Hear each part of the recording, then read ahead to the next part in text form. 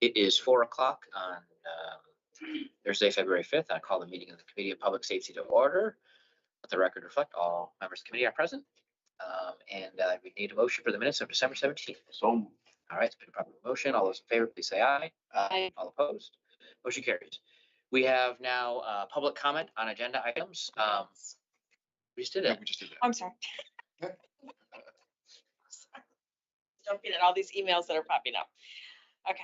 I hate my cadence. We have public comment on agenda items. If you are here as a property owner, though, you can speak when we get to your item. So if you, are you here for? Yeah. Okay, we'll when it's your turn, we can call you up as part of the agenda. So is there any other public that wishes? And you're also property owner, I think. Is that correct? Yeah. So when we get to your make safe or demolish, you'll be able to join us. Yeah, thank you. First one is setting a show cause hearing for orders to make safe or demolish for 3126 Maloney Street. Sure, absolutely. Thank you, President Spatafor, and with me for at least for the newest council member is one of our lead housing inspectors, Tom Barry from Code Enforcement. All of the make safe and demolish orders that we'll be going through with you today. This is the first time that it'll be before the committee. It will be coming back to the committee. I know, as you both know, as veterans, for Councilmember Martinez's sake, this is just setting the show cause. You'll do the public hearing, and then it'll come back to this committee for action.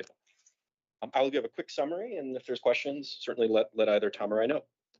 You'll see on your cover sheet, the case overview sheet. That's where generally my eyes go to for the general summary. There's additional items from the actual administrative hearing we held on these properties. And so 3126 Maloney, we held a make safe or demolition hearing on November 24th of 25. We did not have representation from ownership that night. Our understanding is the owner has deceased, and we were able to confirm with the city attorney's office that there was no estate case in probate at this time. And so we're not aware of any interest party at this point. That's why no one showed up at the November hearing. Nonetheless, our hearing officer that night did order a 30-day make safe or demo. The property that was due on December 29th of 25. Property was not made safe or demolished, hence why the item has since been referred to City Council.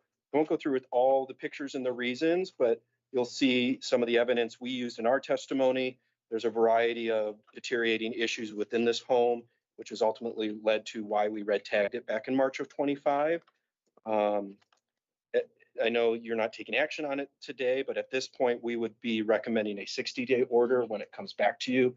Not a 21 because it is not fire damage, and don't believe it's deteriorated to the point where we would justify a 21-day order. So that's where our 60-day recommendation comes from.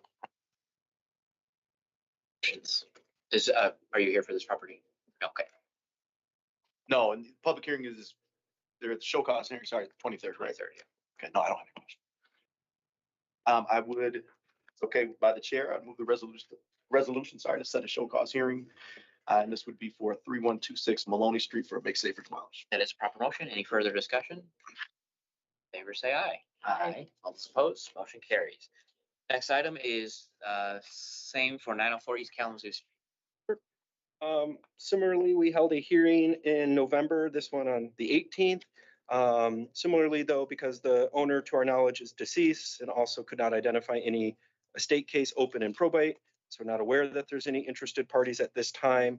The hearing officer that evening did issue a 30-day make safe or demolition order, and that wasn't complied with, hence why it's been referred to you all. This was tagged back in October of 24. You'll see in the pictures, there's a variety of structural issues that we've cited throughout our time inspecting the property and so forth, just for some additional color on how we do these. Before we bring them to you, we do we get an administrative search warrant so that we can go into the property just to confirm if anything additional. And so we do get fresh eyes even since the October 24 date when we red tagged. I know you're not asking for this recommendation today, but at this time we have not received any input, and so we would be asking for a 60-day order when the time comes. Question. This is my first time sitting through this part of these. So the hearing officer gives a 30-day order. They have 30 days to comply, and if they don't, you bring it to us. Correct. then you give us the 60 days. Yes, and the hearing officer, for the matter, or Patrick give you the more eloquent answer, but the hearing officer has slightly different guidance that they, or discretion that they can use when setting, whether they can have a 1-day order on, and then on the other end of the extreme, they could give a 400-day order. When it comes to council, you only have the option of a 21 or a 60. 21 is fire damage or extremely dilapidated or deteriorated and so forth. 60 is for those that are bad, but maybe don't qualify under the 21. Further questions? And can you answer for us, and I know we'll probably be discussing this a little bit later too, but since we're doing make safe or demolish, and since Ms. Martinez is new, you talk about any situations where this provision where estimated cost of repairs has to exceed the SEV, where that can be circumvented. Yes, so my understanding too is a function of the 21-day order too, is we can use that as a bullet point if our estimated cost to repair. So in this case, our estimated cost of repairs is 142,000 and change. The SEV is 50,900. If our estimate of repairs is double the SEV, that would be a qualifying factor you would be able to use to recommend a 21-day order. We don't only use that though in our determination. I'm trying to look for the real bad one, the ones that might fall down tomorrow type of thing. It's generally the lens or fire damage is the lens we're using to recommend a 21. But to your point, yes. But I think what I mean is, and maybe I'm wrong in terms of my understanding, when you talk about that threshold needing to be met, I thought you could circumvent that if it's determined by our building official that it's an imminent danger, number one, or number two, if there's been no work in, I think it's 24 months. So is that correct? That's a separate grounds, apart kind of from this 125141 process. That would be sorry, that's the statutory site. That would be a so that would be that's another way that a building can be determined to be needing of demolition apart from the unsafe building categories that are listed in MCL 125539, which is what this process is. Okay. Thank you. I see no further questions. Entertain a motion. I will move the resolution, for orders to make safe or demolish the property at 904 East Kalamazoo Street. There's a proper motion. Any further discussion?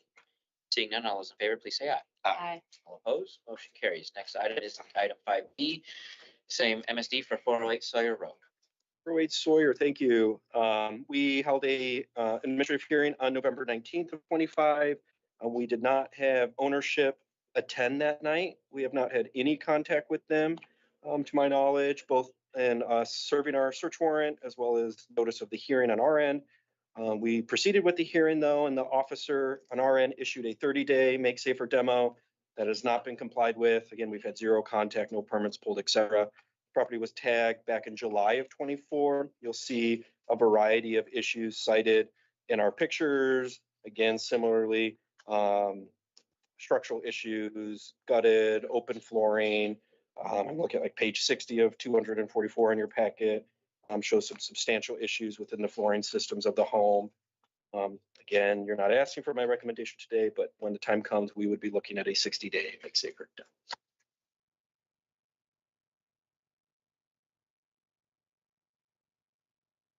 Just one quick question. I was typing and you said something that I have my antenna up, but I didn't completely hear you. So you said that you do the initial inspection, and then that second one closer to our process is when? When code recommends a property to be made safe for demo, if we haven't been in the home within the last 6 to 12 months, we pursue an administrative search warrant so we can get fresh eyes. Perfect. Okay, thank you. Other questions?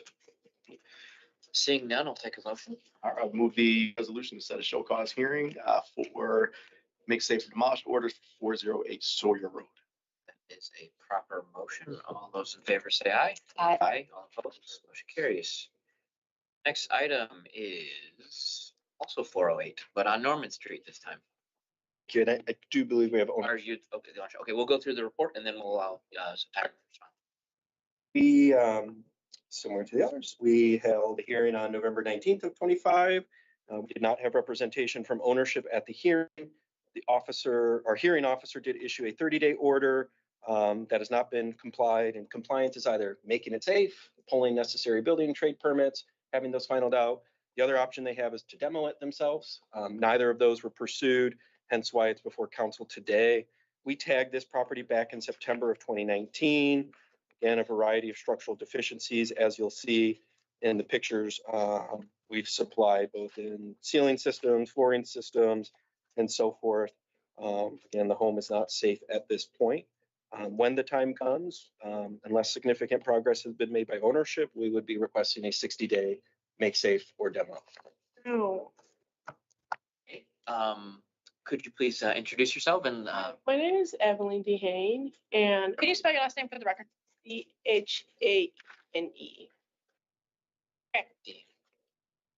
I'm actively trying to sell all of my properties. I have about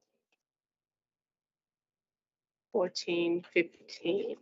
and you're with Dehane Management Group? Yes. It's just too much for me to handle. When I bought the properties, I thought my husband was gonna take care of the properties while I take care of our children. But I don't know. So it's just me who's having to take care of the properties, having to work, and then having to take care of my kids. We went to school. I got my kids from school. I had to come here because if I don't come here, it's going to be demolished, and I don't want it to be demolished.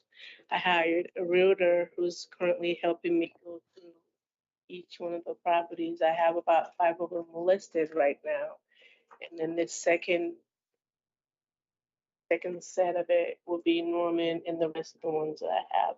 So if you guys please give me some time to sell these properties because I work really hard to buy these properties and I don't want them to be demolished or any of When did you buy this property?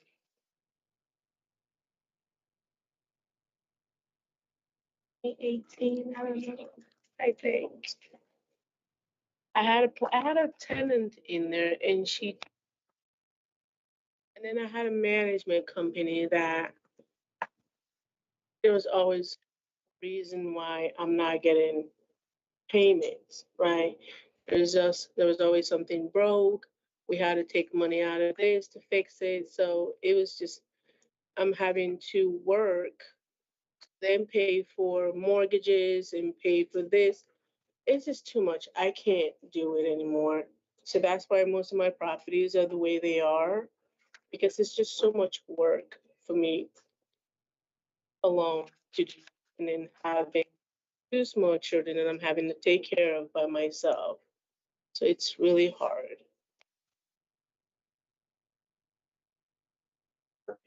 She purchased it in December of 2018. December 2018, and it was red tagged in September of 19. September of 2018. Questions? No, not for me. I don't have any questions. I think our process is here. I mean, the options are to make this home safe or we move forward with the demolition process. Selling it is not one of those things that triggers one of those options. So the options you have are to proceed with repairs or we move forward with the 60-day make safe or demolish the demolition order. This council has recently been able to reverse our make safe or demolish orders if the owner has demonstrated significant progress toward making it safe.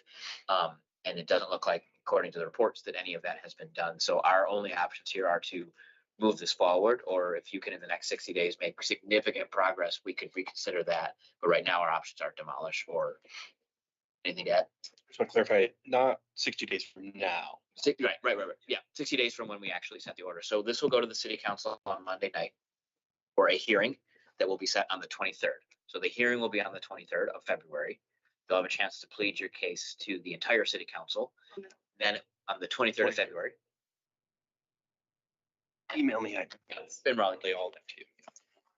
And then the next time this will be before this committee will be on March 5th, back in this room. And then on March 9th will be the final determination from the council. And then on that night, if we move forward with the demolition order, you have 60 days from then to comply. So you've got almost a month.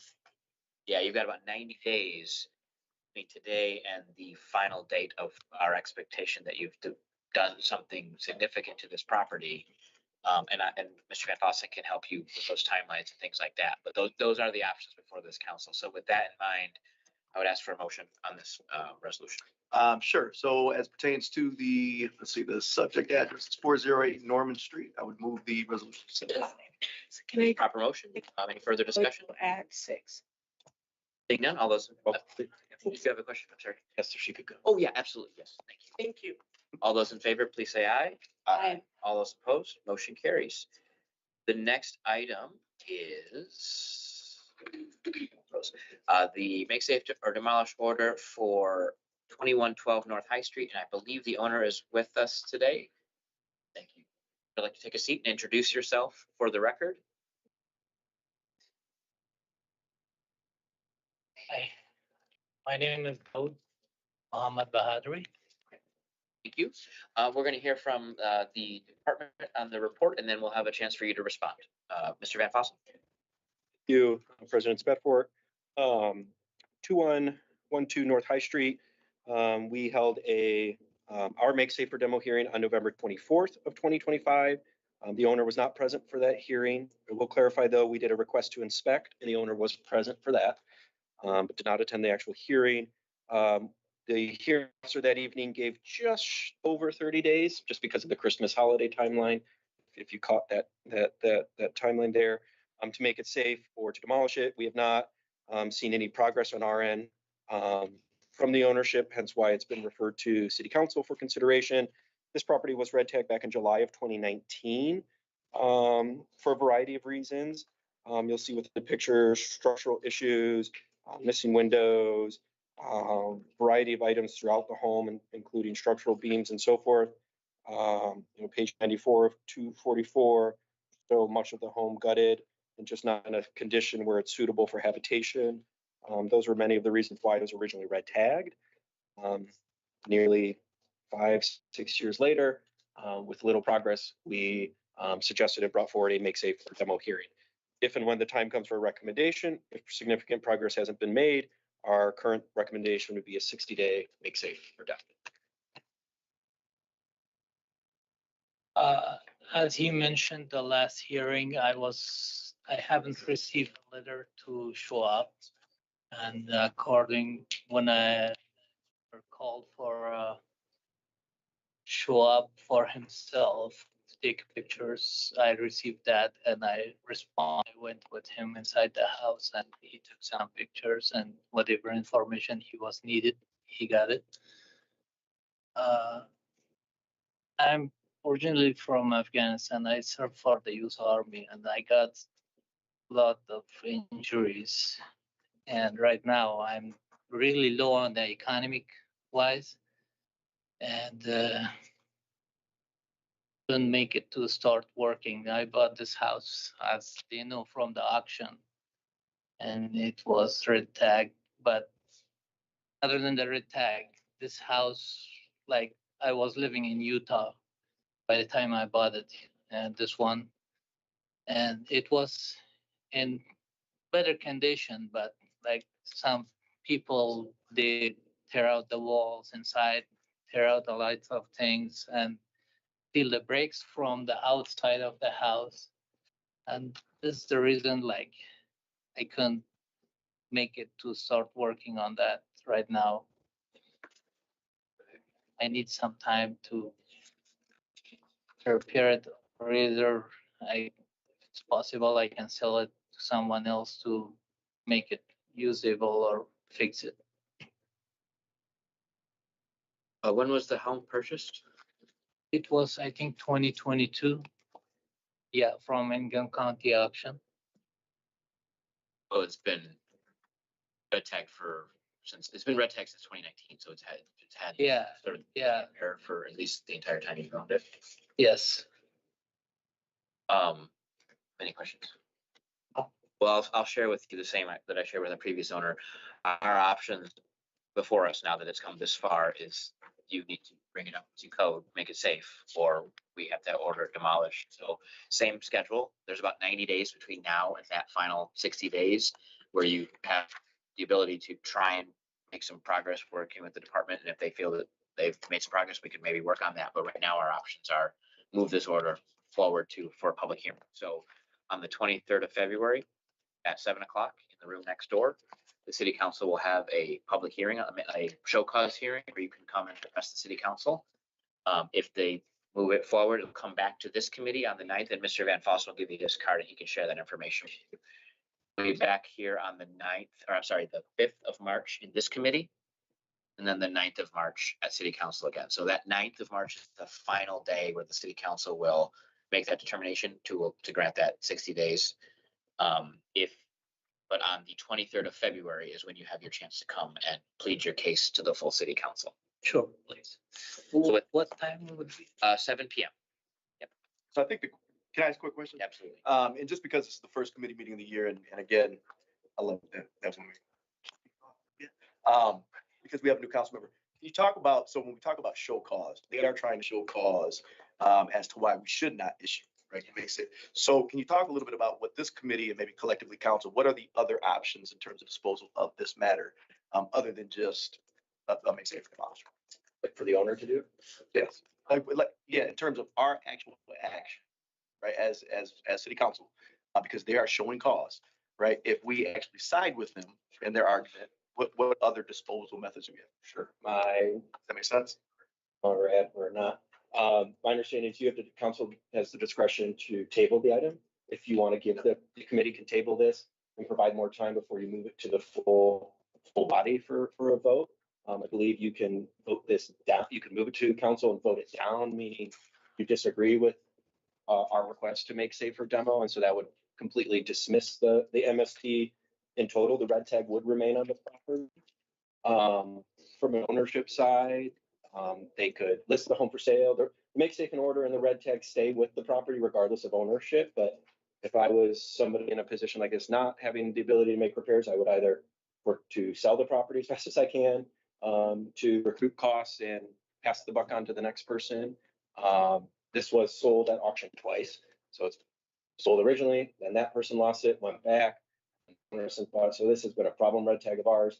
And unfortunately, the auction system just hasn't worked out to find the right person who's got the capital means to make it whole. But does that answer? Yeah, and I think the other thing is, I want to know kind of I understand statutory time limits and things like that won't start over.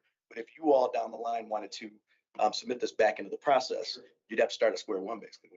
We would have to do so if you discharge it, and that kind of cancels out the current MSD order we put forward, we would have to do a new make safer demo hearing on our end, where our administrative hearing officer does the hearing, gives an order, and then depending on that compliance, if it's not, then it would come back to council. You did answer my question. Thank you. So, okay, great. Thank you. I'm done. Nothing else? I'll remove the resolution for 2112 North High Street. We have to make safe demolish show cause. Says, seeing none, all those in favor, please say aye. Hi. Aye. Motion carries. I'm sorry, any opposed? Motion carries. We also thank you, and please work with Mr. Van Fossen. Thank you. The next item on our agenda is a make safe or demolish for 1004 Katy Street, Katy Court. Riley. Sure. This is our last one for the agenda for today. We conducted our administrative hearing on November 24th of 25.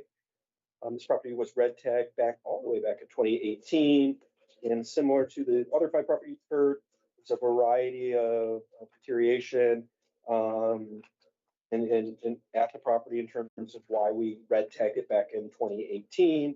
Unfortunately, we have not seen any progress since then. At the hearing, the ownership did not attend. You'll see that we don't have an address for the owner outside of this house per se. We have not had any contact. We did have a neighbor attend the hearing, expressing great concern with living next to the property and a variety of issues that the property presents itself in terms of a nuisance. So we did take testimony, or the hearing officer did take testimony from a neighbor that day. Ultimately, the hearing officer issued a 30-day make safer demo that has not been complied with, hence why it's here today. When the time comes, if there has not been significant progress since then, we will be recommending 60 days.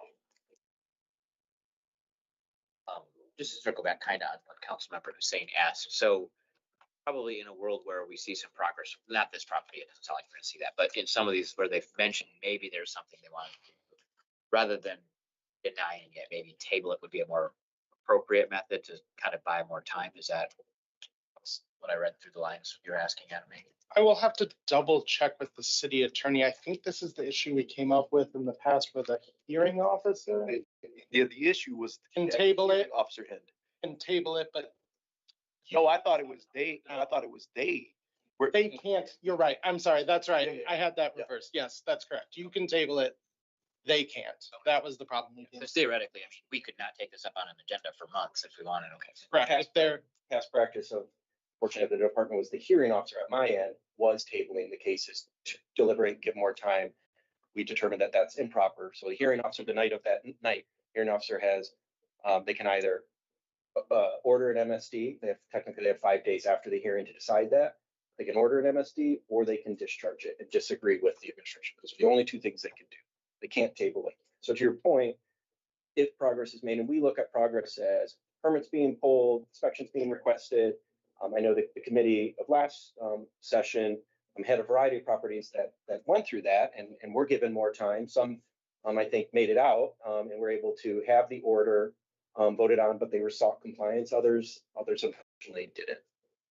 Yeah, like for instance, if one of them, they're demonstrating they're gonna sell it, this person has plans, maybe that's a reason to table it for another month or so, but probably not. It could be, I would, in hypotheticals, what I would ask for as a department at that point is confirmation from the seller and info from the seller. Financing, the actual understanding that they know what they're. Oh, yeah, I'm not just gonna, someone's not gonna come and say, hey, we're gonna sell it, right? But like some demonstrable proof for its progress, yeah, okay. But there are options there, it's not just starting over.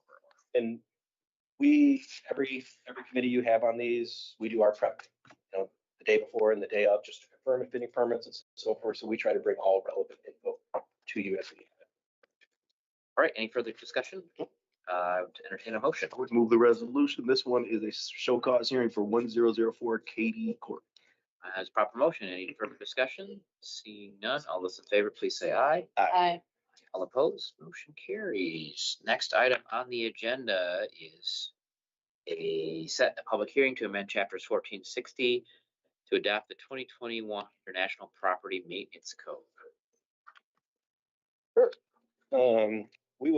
Matt and I with the city attorney's office will likely tag team some of this, much because Matt was a great effort helping draft this. But for some background from the department's end, for code enforcement specifically, we rely on the International Property Maintenance Code as a guide in terms of how we set standards in which code enforcement is able to use, whether for rental properties and how we inspect and judge and so forth. We're currently under the 2015, but there has since been an update for a 2021 version. And so you've got 3 ordinances before you. There's some connections between all of them, but much in part my understanding. The first one is to make that correction from 2015 to 21.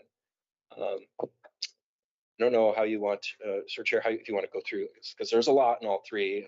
Yeah, I read, there was a couple things I noted, but if you want to go through it. I will at least give the couple of high level bullet points I see in this first draft, and maybe that if I've noticed or forgot anything of importance, chime in. But I look at the first, the item H that we're looking at right now is replaces 2015 with the 21 version. So you'll see just a lot of corrections of striking 2015 to 21. There's a lot of clarifying the code official role. Code official for the city of Lansing is whomever is in the seat that I'm in. So clarifying that, also allowing the code official to have a designee. So then some of these decision-making powers that I'm able to designate the lead housing inspector to make some of those decisions.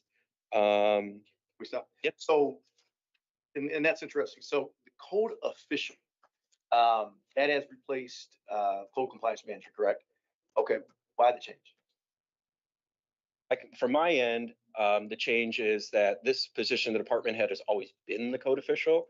There was some past understanding within the department that the code enforcement manager was such, and that we saw clarity a year ago that that is not the case.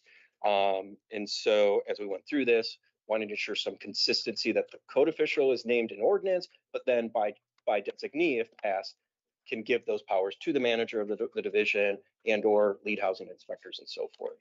Right, which I would expect you to empower, right? The folks that have the necessary certifications and licenses and things like that.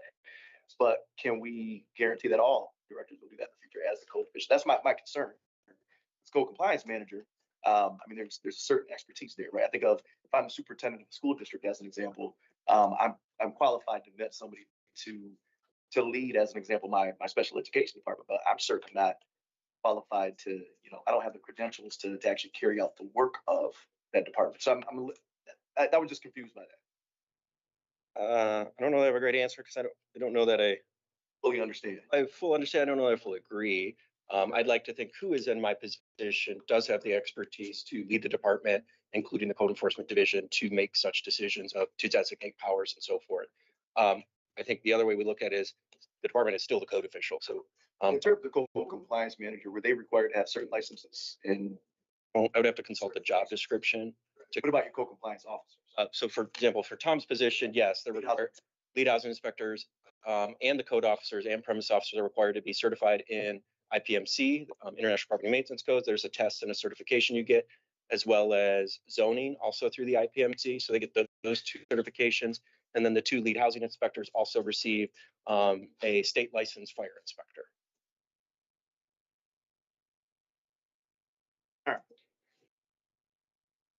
Chew on that for a while. Thank you. Yeah, the only large highlight I also want to note in this first ordinance we're talking about is this adds something new. I'll tell you the page, I'm towards the end regarding, it's on page 136 of your packet. Starting at line 8, it adds a section for the ability, if passed, to allow for the waiving of monthly red tag monitoring fees. For some background knowledge on that, for folks who may have not followed along, last legislative session is currently after a property is red tagged, if the red tag has not been complied with and lifted by code enforcement within the first 90 days, then after that 91st day and so on, they're subject to monthly monitoring. That comes with a fee as set by council.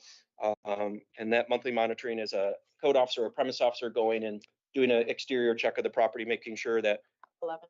first floor, no access and so forth, no additional deterioration that required a department to take further action. We have received a lot of feedback in the last year as we contemplated the update to 21 to say, and I think the previous committee heard some testimony towards the end of the year that there are property owners who have red tag properties but have pulled building permits and other permits and are making progress. But the monthly fee is an added cost to them. And so on our end, we try to work with OCA and write a version that would give them the opportunity to, on a month, the way it's written now is on a monthly basis.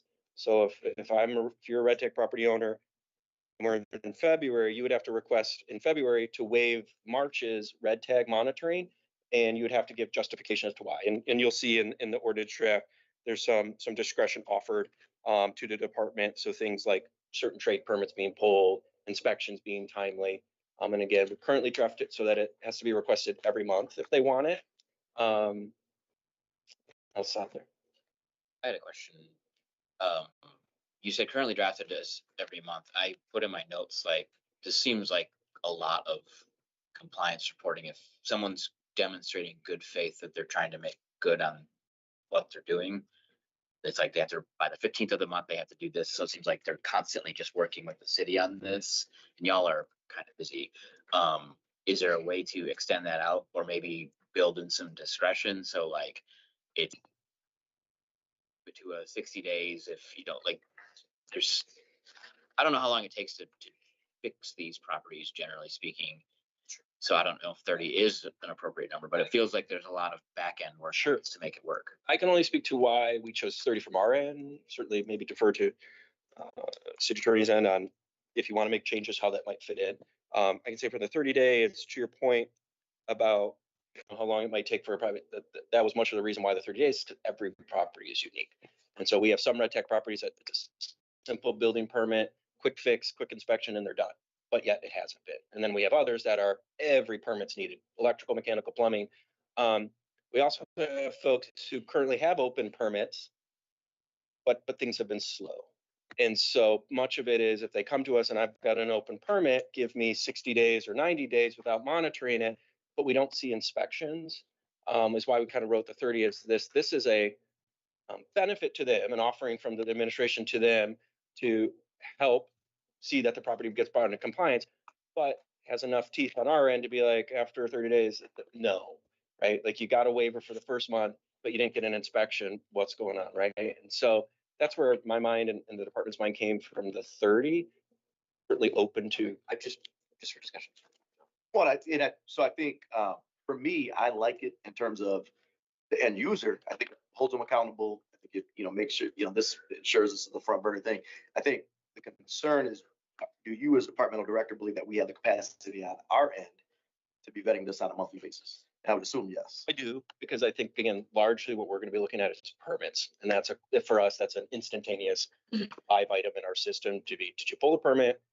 What's the scope of work? And have you inspection? And code is able and works daily with building safety office to know, is this something that should be taking this long versus not? And so I'm not worried about the administrative burden on our end to manage these types of requests because of that relationship. And I guess for me, I actually like this aspect of it, but what I just want to make sure that we are leaning into clear, consistent, and reliable criteria. Because what I don't want to see is the one nail debacle that we've had in the past. I don't want to see the abuse of discretion that we've had in the past. So I'm really hoping this is objective, scientific review every time. It's flat, same way. Right. Okay. Okay, I had just a couple of flags, so while we're there, page 2, line 11 of the ordinance itself. There was a bracketed statement of insert department name. I'm sure that's not meant to be law. That is actually, in the 2021 adoption of the IPMC, for whatever reason, the International Code Council went to doing things like that. So whereas in the past, like in the 2015, it had a term called Department of Property Maintenance Inspection. Now it has a term just called bracket insert name of department. And so we have to replace that with, and department are replaced with Office of Code Compliance. Because basically we are transforming this book into our book. So there, like throughout this, it will say bracket insert name of department. So everywhere it's doing that, we're replacing it with the terms that actually apply to us. Okay, maybe I'm just not understanding the drafting on this then. Okay. So on line 8, in bold, we're adding into city code, insert name of department. Right, because that's essentially a defined, undefined term in the new IPMC. So we need to replace it with whatever we're going to replace it with. So instead of, like in the past, they called it Department of Property Maintenance Inspection. So we had to say, no, we actually call it Office of Code Compliance. Now they just say insert name of department. So we are making it so like if we got this printed for the city of Lansing, everywhere it said that, it would say Office of Code Compliance.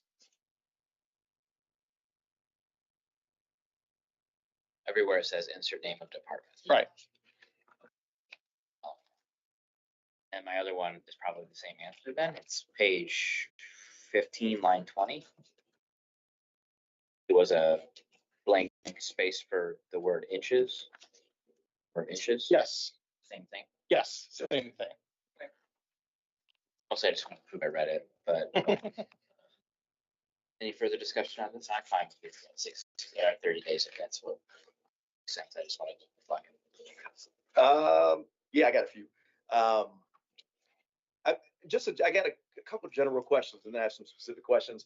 Prior to bringing these to council for consideration, what does the vetting on your end look like? I mean, who do you work with? Oh, sure. Yeah. We got here today. Quote me 8, 10, 12 months ago. This effort started. And so one, it starts with the publication, right? Of the new version of the IPMC. We do a version on our end of a review of that. What do we like? What do we not like?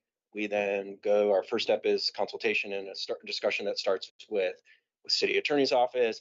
They do much of the legwork in terms of if not all of the legwork in terms of the drafting of that. And so appreciate that effort. That then led to probably 3 to 5 different meetings once the draft was originally put forward between city attorney's office, director's office on my end, code compliance leadership, and building safety leadership. Once we felt like we had a clean version and OCA signed off on it, got vetted up through City Hall. So that'd be mayor's office got a presentation, and then we actually worked and gave 2 presentations to former public safety chair, Councilmember Pellegrino, as well as Councilmember Cost last fall. So I guess I'm curious. So you looked at time. So the folks that are out in the field and they're actually having to utilize this, are those folks are being asked in terms of input, making sure this is user friendly. They're doing a page turn review. Okay, all right, I just wanted to be sure. The IPMC covers maintenance, right, of existing buildings and the repair of existing buildings. What Michigan building code are we under right now? And one, It's 2021. all trades are now on the 12. Everything's 2000. Okay, perfect. What else did I have here? Just real quick. If you look at page 3, letter D, it talks about deputies. And I'm a little bit, what's this? I guess what's this aimed at? I'm a little bit worried that and maybe I'm reading this wrong. Is it that you can almost like deputize or empower any subordinate within your shop? Or because now I'm thinking job descriptions, now I'm thinking contracts, now I'm thinking pay, now I'm thinking of, you know what I mean? It kind of muddies the water, does it not? Yeah, so we discussed this at some length. The previous version was a little too specific because the IPMC can be utilized by building safety, by a code enforcement officer, by a premise officer. So basically, this empowers the code official to essentially, in the eyes of the IPMC, to structure their department as they wish. So those names, those job names can change.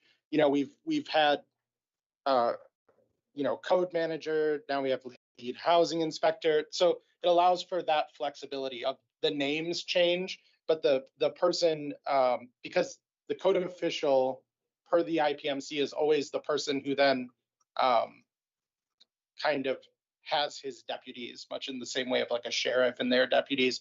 And those are the people that are empowered to enforce the code. What this does is basically make it so that when the department, because one of the things we're always looking at when we do an ordinance is not to just do it for how the department looks today, but how it may look in 2 or 4 years. And this allows them to kind of, maybe we don't want to call it the code manager, we want to call it the lead housing inspector. Maybe we don't want to call it a premise officer, but a junior code officer or something in the future. This is what allows them to do that, so that the code officer names those subordinate officers. If we look at, I'm going to try to be quick because I know we're running up on time. Page 4, letter F. There's this insertion of, no, I'm sorry. I'm the wrong one. Oh yeah, so page 4, letter F, the code official or designee is now the final arbiter for any appeal for violations of 302.4, as opposed to, what's the change there? I believe previously the manager of the Office of Code Compliance was. So we just moved that, instead of being before the code official, we moved it so that code official is defined first, and then we put those powers after it. And so again, this is just another place where manager of code compliance is being replaced by code official essentially. And 302.4 is grass and weeds. That's, yeah. Okay, perfect. Nope, I appreciate that. Page 6, line 11.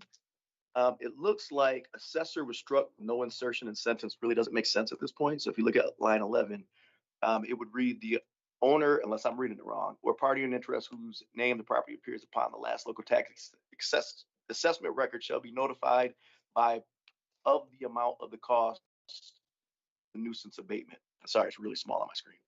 I see that. Yeah, I think by should have been struck there. This is just so that. Okay, so we need to strike. Yeah. Yeah, so that whoever sends that notice, that's fine now, as long as there is a notice. Okay, and then page 6, yeah, so we're gonna have to strike that. Page 6, line 19, says that violations will now be abated in 10 days as opposed to 7. Why that change? Much of that is because mail, snail mail, and the changes that now our mail goes to Grand Rapids and comes back, And so one of the complaints we get from homeowners often is, you're out here doing a final a re-inspect to see if I've complied, and I just got the notice yesterday, even though it was postmarked, 5 days before that. Small potatoes, but page 9, line 2, it would just read better if you did not strike that first "the," so the code official or designee. Oh, yes. Let me see. Well, Adam read it better than I did. Oh, in terms of line 1 of page 13, how are we defining, it says a significant attempt has not been made to rehabilitate it for a period of 20 consecutive months. How are we defining significant? What page is that? I'm sorry. Oh, sorry, that's page 13, line 1. I want to say that mirrors the statute, but let me pull the statute up real quick just to confirm. This is what you were talking about earlier, that 24-month, where it's Right, a different exactly. process. So let me pull up that statute. Okay. My computer will perfect. And then the only other thing I had, and I wrote these notes.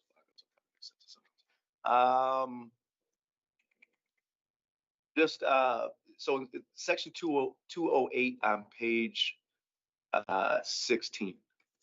Or I'm sorry, maybe it's 308. Yeah, section 308. You just talk to us real quick about that. This is the, Raleigh, if you want to chime in too, this is somewhat clunky in the IPMC. Right. We took it and clarified the language just to make sure that this is what basically requires properties to have a garbage receptacle. And so, yeah, again, I mean, it was really just fixing up what was in the IPMC, because the IPMC talks about trash incinerators and all kinds of Got it. Okay. a little bit more esoteric wilds. Bring some more clarity too to the boots on the ground folks in the field, because as I'm sure as council members, we see a variety of things on people's properties that they think is a trash receptacle that to our standard is not. And so this gives us a little bit of a better definition when we choose to actually cite that. I think the next set of code laws are coming out. Do we know? For Like just federal. Yeah. So yeah. So in many, I can't speak to the IPNC per se, but I can speak to International Code Council passes a new set of codes every year, every calendar year. Our trade codes are all reliant on the state legislature adopting, and that's a heavily lobbied industry. And so the fact that we were on 2015's code for so long was, you probably have to bring in folks from the Home Builder Association, others, as reasons why they didn't want to go up. So we were actually quite excited when the state legislature this last year moved forward with the update to the 21 to allow us the opportunity to then do this. So we rely on our folks across the street to help keep us in line with the current standard. And I can confirm, I got it to pull up, that's the language straight from the statute. So. Okay. All right, that's all I had. I didn't have this question, but I do now. Sub 5 on page 17, beginning on line 3, section 308.3. Disposal of garbage states that the owner of any structure, dwelling, or premise is required to ensure that the premises proper garbage, rubbish, trash, and/or junk removal services. Can we get to a point where we're mandating? I mean, we're clearly mandating waste hauler here. So how do we enforce that? So I guess truly, and this gets back to waste, they have to have a way to get rid of trash. We're not telling them what that is. We're just saying you can't just let trash, you can't turn your backyard into a dumpster. So you can have commercial trash collection. You could throw it in your trunk. Okay. Take it to the dump. So that Right. we can't hey, here's a blue cart. Now you have a bill. Right. No, this is not that. This is just saying this is actually really truly what this is saying. And why we use the owner of any structure is that, essentially that property has to have trash service. So if your tenant is throwing their trash in their backyard, like you as the owner are responsible for making sure that.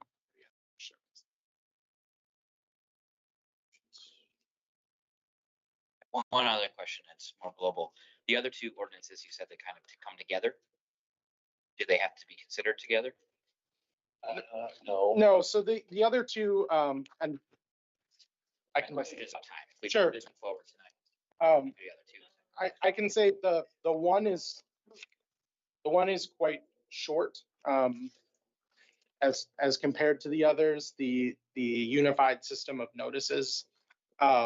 The other is the rental registry section. So these are all actually, they are three distinct ordinances. They just have to do with essentially the same or similar things. I'll entertain a motion for this resolution to set the public hearing for February 23rd. All right, so moved. Any further discussion? Seeing none, all those in favor say aye. Aye. All those opposed, motion carries. Next item, 5I, this is establishing a unified system of violation notices. I will do my best to be as brief as possible. This one is an update to how we notice for violations. Currently, outside of, or probably placard, thank you, Matt, for violations. Currently, the two placards we use that folks in the community are probably aware of are the pink tags or red tags. And so as we discussed this over the last 12 months, wanted an effort to provide a little bit of a different version of that, but achieving the same goal, in my opinion. Also, my understanding is, don't quote me when, I believe in the past, the city had a version of this similar. Yes. So, and I'm sorry, Raleigh, for it. to do the whole placard notice thing again. Technically, only the red and black tags are placards as defined in the IPMC. But we are talking about the stickers that are going on the building or the door, not the actual mailed notices themselves. So yes, this is much more similar to what the city had before we had adopted the IPMC, which was at that point a 3-tiered system. This is a 4-tiered system. And so I will maybe give a quick version of what the 4 tiers are, and then maybe open for questions. And it's going to go in order as in the ordinance as I share here. The first notice you'll see is a white notice. That's for uncertified rental properties. And you'll see, and I won't go through the definition of what that means, but if you have an uncertified rental property, this will give this city the ability to put a notice on the property. So that signals to the community, prospective tenants looking for places to rent, that now we have a system from the city's end to administratively show you this is not certified as a rental. And then it goes through the standards in which, if the owner wants to make it, how they can register, pay, get inspected, and so forth. The next notice, not placard, would be a yellow notice. That would be for properties going through the rental or a certificate of, or to going through the process to receive a certificate, but they fail their inspection, then rental certificate. Yep. Then if they fail it, we would then put a yellow notice on the property that signals that that has failed a rental inspection. And again, outlines the steps in which the owner and so forth would have to go through to bring that in compliance. Right now, if you fail a rental inspection, the owner gets a letter with all of that criteria. This allows, if passed, allows us the opportunity to post that notice on the property. So either, again, a prospective tenant or maybe even the tenant existing can clearly see and see what went wrong. I'm confused. So to me, when I read this, in terms of the white and yellow, I mean, both are basically saying, look, there's no cert of compliance, right? You do not have a valid rent cert. And if it's a vacant unit, you can't move anybody in, right? And it's civil, both are civil infractions. So I'm not understanding why go through the process. I mean, this, to me, the white and yellow are just the pink. I mean, what's different? I don't understand what's different. Um, They haven't tried. Yeah, but regardless, it doesn't change anything. So- with regard to, here's the thing, Sure. because I want to make sure, understand my line of questioning. Whenever I look at anything like this, one of my biggest concerns is, okay, how does this impact the people in the field doing the work, right? Because I think it's your job and our job to ensure that we are making things as user-friendly for them. And this is a lot, right? It might even potentially have a cost. I mean, that's going to be a question later. And I just don't understand why we're differentiating between the two when really I thought the pink tag covered all of it. So some of it is to break it out. Some of it is for, and Tom, and they were all involved in the process of coming up with this, is to remove some of the confusion that the people receiving these have. So for example, if you get a white notice, all that means is that this property is unlicensed. It doesn't mean there's anything wrong with it. And then the yellow is there's something wrong with it, but it's not a danger to health, safety, and welfare. So this has failed an inspection, but you're not being moved out. You're not at imminent risk of being moved out. But it identifies to you, the tenant, that there are issues here and that your landlord should be correcting them. And then when we get to red and black, red is basically what a red tag is now, and then black is at imminent need of demolition. And so it creates part of it was to get rid of some of that vagueness in a pink tag. That pink tags had almost come to be too broad, and that they were hard for the people who were getting them to understand what was actually going on. And it was hard for the people who saw it from a street level to kind of understand what was being communicated by that information. Whereas this clearly delineates the types where if it's okay, this person's just letting people live in here without it being registered, versus there are issues with this property, not issues that necessitate kicking people out into the cold, but issues that need to be repaired. And then only, you know, the yellow, right, again, you're not prohibiting you're basically prohibiting it from being released. Again, we're not kicking out anyone on a yellow tag. So, I mean, that was White or- yeah. on white or yellow, but yeah, that was, and again, this idea was birthed in a meeting with Tom, with Meredith, with the department, because of, as far as I understand it, the difficulties they face from just having the one pink tag. That Okay, it- so, it- okay, then you just hit it. Then if you're telling me that Tom and Meredith were part of this conversation and they believe that this is not going to add, this is actually going to, the symptom for me is that we're trying to maybe deal with here is confusion. When I look at this in terms of the remedy, I actually think, and I'm untrained eye here, right? I'm not educated in this, obviously we're well versed. I think this adds more confusion. But if that's not the case in terms of the folks that are implementing, fine, okay. Right. Because I even look at the other two and I'm like, okay, unfit for human occupancy or dangerous building, they both have to be vacated, right? They're both, I guess I didn't even understand it. I would say going back, I don't, from the way I view it and see the day to day, and I know the day to day, I spend time with them every day. And so I don't want to lose sight that the director of the department doesn't know the day to day of the code. Yeah. I don't think this adds more burden. I think if anything, this provides clarity when they're in the field and back in the office. Because again, they can do a pink tag, but then we have to delineate, is it a pink tag for this reason or is it a pink tag for this reason? Now they're doing the same work. Instead of it being a pink to cover two things, they're just clicking a button. It's either a white notice or it's now a yellow. So that from an administrative standpoint, I think it's the same amount of work. And I'm not, I just want you to, I'm not in these conversations attacking your credibility or your value or anything of that nature. I just think from a leadership perspective, I'm always wanting to make sure that the people that are actually implementing, that they have some. That was Yeah. first and foremost. So that's all I'm saying. Yeah, and that is why I've ensured staff is a part of every conversation here. Awesome. Are they equally as sticky and they weigh the same? Notice, same piece of paper, one's white, one's yellow. Sounds like the same thing to me.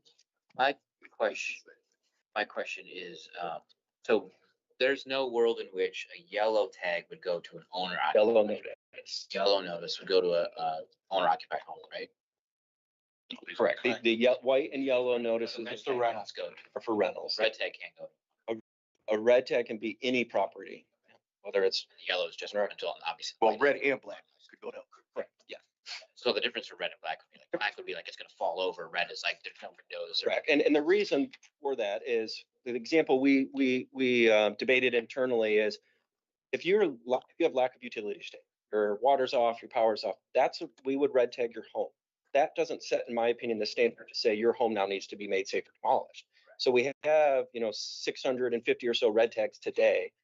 A majority of those, though, are not, wouldn't be black tag eligible if this passes, meaning we need to bring forward and make safer demo and so forth. So based on some of the discord around red tags over the last 2 years that I've been here, and I think even before then, thought that this would be a great opportunity to create a difference between the two so that not only council, the administration, but really the community sees the difference between a house that might be red tagged for lack of utilities versus a black tag that has to be in a demo order right now. Do you imagine that any of the properties we saw today would have been black tagged under I this? think all of them would be black tags. So lack of utilities might be red. And this, okay, Yes. all right, cool. Any further questions? Yeah, page 5, line 17, removing a placard, that's a civil infraction now. Or no? Looking on Oh, like, man. I guess I'm just wondering, is that a change and how do we enforce that? Because I see those things ripped off all the time. Yep, so Right. this is adding removal of a notice, because removal of a placard is prohibited in the IPMC. Okay. But again, we had to make that differentiation because a placard per IPMC means the property has to be vacated. So we're not calling the white and yellow placards. So we added that removing those is also a civil infraction. Yeah, okay, that makes sense. Are almost too cute by half. That's, Need a motion for the resolution to set the public hearing. I would move the resolution and the it would be for Motion, all those in favor, please say aye. I, All opposed, motion carries. We are at 5 o'clock. Shall we press forward or But yeah, I mean, go for it? I'm fine to stay if everyone else is. Okay. Press forward with this and please let us know what we're looking at here in item 5J. My quick take, and Matt, if you want to add more, go for it, but this is specific to the rental registry process within the department. The highlights on my end that stuck out is we clarify, if I could tell you the page, but we clarify 2-year certs and who can receive them, and you may be eligible to receive it now, but you know, if you have problems with the property moving forward, you may not get that, or you may not get that luxury. So it provides some clarity there. Big things though that stuck out for me, and I think staff on my end, is this was an item I believe council has discussed in the past, is requiring posting of the actual rental cert on the property, a physical copy of the cert somewhere placed in the property, so we define how and where that should be done. It also adds in the requirement to provide tenant resources if the property is deemed uncertified, but also at the time a tenant may take occupancy of the unit. I believe those were 2 items past body recommended. And so this now is the draft to formalize that in ordinance. And just quickly, one of the other things that was important with this is that, you know, this goes through and removes many of those references to where previously with the pink tag system, pink tags could be vacated. And so we've now made it clear that, you know, the only time we're vacating people from their homes is if there's an imminent risk to health and safety. We're not vacating people for failing to get a rental certificate. Done one of those right now. Any questions on this one?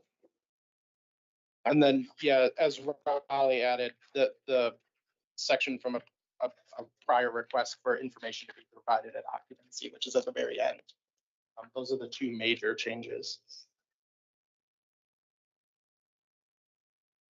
I got a couple questions. Go through real quick. So, and I guess your question earlier made me think of this. When we talk about these certificates, sorry, for rentals, are we talking? This is just residential, right? Or is it commercial too? Like, not apartment buildings. I'm talking about like multi-suite commercial buildings. No, this would be for like, But do commercial properties have, I guess my question is, do they have the same requirement with regard to registered agent? So if we have an absentee property owner, they own, 3131, whatever, South Waverly, but they live, in the UP, do they have to have a registered agent? yeah, that has not changed. I believe it's 45. If it's a rental property, meaning for rental for habitation. Yeah. They have to have them, if they're not, 40 miles or. But I'm talking commercial property, multi-suite, Like an and they're office renting building, out all office complex. This does not cover. No, this. but I'm saying, do you guys know if that's a requirement? Oh, no, not to my knowledge. We do not go through that at the. All right, we can talk about that later. If you look at page 1, so talking about the registered agent, if you look at page 1, line 15, defines the absentee landlord as any landlord that lives more than 40 miles from city limits and requires them to have a registered agent in the city of Lansing. So I guess I'm wondering, how is that documented? Are we making sure that the agent not only lives in Lansing, but has actually agreed to be the registered agent? What are the requirements of the registered agent? That's all filled out when they register the property. Yep. That information is given, contact, phone numbers. But do we contact that person? If there's an emergency, yes, they're also the one to contact for the actual rental inspections. They're the contact point. So when it's time to set up an inspection, they're the ones that. But in terms of the issuance of, as an example, a cert, we wouldn't check. We verify the address is actual Lansing, right? Not a Lansing mailing address in the township or something like that. So we verify that much. And then to Don's point, if we don't hear from them when we schedule the rental inspection, obviously that's a red flag and we chase that down. Okay, that's Not good. to be confused with the red tag. There you go. Page 2, letter C says that it includes a language 30 days with an offering property for occupancy so I'm assuming you're talking 30 days from listing or marketing, not actually entering into a lease, correct? I just wanted clarification on it. Yeah, I mean, we didn't touch that one, but yes, based on that language, it would be 30 days on which the owner offers the premise for, so if they put it up on Craigslist or they put a sign in the window for rent, 30 days from then, they have to have a certificate or they have to apply for. they have to register, which would start the process. And then page 2, line 19, it says that if there's no longer an agent, but the landlord is still absentee, I guess my question is, how long do they have? I didn't understand that. How can you not have how long do they have to get a registered agent in place before their cert is pulled? Does that make sense? Yeah, Maybe I'm just not reading the way I that. read this, the way this is written is a change. They have 15 days to notify it of. Okay, it says if there is a new agent or there is no longer an agent, registered owner shall provide in writing required information to the, oh, okay, I got it. I didn't read that part. So obviously, if they don't provide it, then it gives us grounds to begin Right. seeking compliance. Nope, that makes total sense. Page 3, line 18 and 19, why was that stricken? Is that somewhere else? It says, if any owner or agent fails to make an application for certificate of compliance, the occupant of the dwelling may apply for a certificate. That was struck at one of our meetings. I And it know. was because the concept of the occupant. Oh, right. Applying for it, Right. but not as the property owner. Stricken so that the occupant can't try to register to the unit as So if I get that, well, why was that ever in? for my time. Yeah, I got you. Let's see. If you go to page 4, sorry, line 4 and 5, those are also stricken. And the question is that simply because we don't practice this? What is the penalty beyond the civil infraction that's levied after 30 days for someone who moved in a residence? So we have there are legal liability issues with vacating a property that is not unsafe to be habitated. Okay. And so this is getting rid of that. This is what I was mentioning when I was saying we're not kicking people out for pink tags for failure to register the property anymore. There's the civil infraction, and then there's also part of the civil infraction. And another thing code can do is issue a court-ordered compliance ticket where we bring the owner into court and say this property needs to be registered. The judge says you will register it within this amount of time, and if they don't, then they're liable to contempt sanctions up to and including ultimately potential jail time. So that is the true ultimate kind of double-edged hammer. One, the court can, as you've seen, like with Woodside or bring them back and keep finding them over and over again, lots and lots of money, or they can ultimately say, if you don't bring this into compliance by this amount of time, you're going to do some time in jail because you're disobeying a court order. So That makes sense. In terms of page 5, and this would be lines 13 and 14, I'm assuming that was stricken because we can't do that without a warrant. Is that correct? Correct. Okay, perfect. Page 8, letter B was stricken, the doubling of the fee. yes, if it's a fee, it has to be related to a service. It can't be. Got it. Perfect. Okay. And then, man, that's too bad, isn't it? Let me see. Oh, and then the only other one, page 9, E and F, deals with unpaid fees, liens on property, and the assessment of fees on taxes. Why the change there? There is some consternation and ongoing discussions within our office about the assessment of these when they are not necessarily specifically spelled out by statute.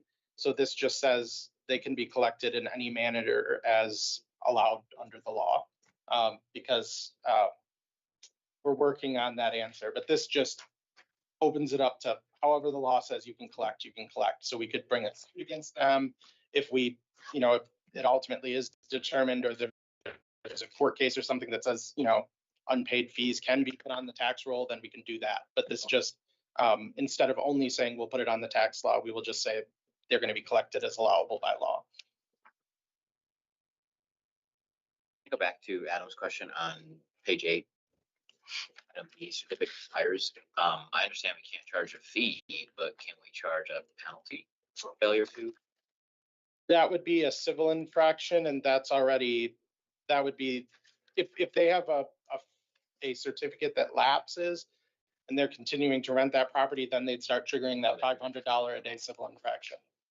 A white notice. All right, any other questions, folks? All right, seeing no further questions, I need a motion to approve the resolution for a public hearing on the 23rd. So It's our motion. All those in favor, please say aye. Opposed, motion carries. With that, at no further business for the committee, 5:10, we are adjourned. Thank you, John.